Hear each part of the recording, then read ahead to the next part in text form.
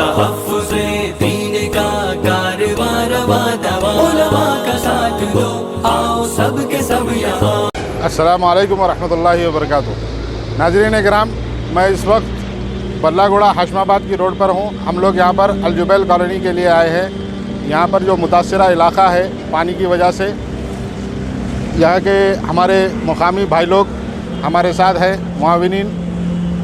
आप हजरात से गुजारिश है कि जो मुतासिरा इलाके हैं वहाँ पर आए और देखें। जो ज़रूरत का सामान उनको आप अपनी इस्तेताअत के हिसाब से दे सकते हैं वो दें, या फिर ऑल इंडिया बैतुल इमदाद चैरिटेबल ट्रस्ट की जानिब से जो कुछ हो सकता मदद करने की कोशिश करें। जज़ाकल्लाहु खैर।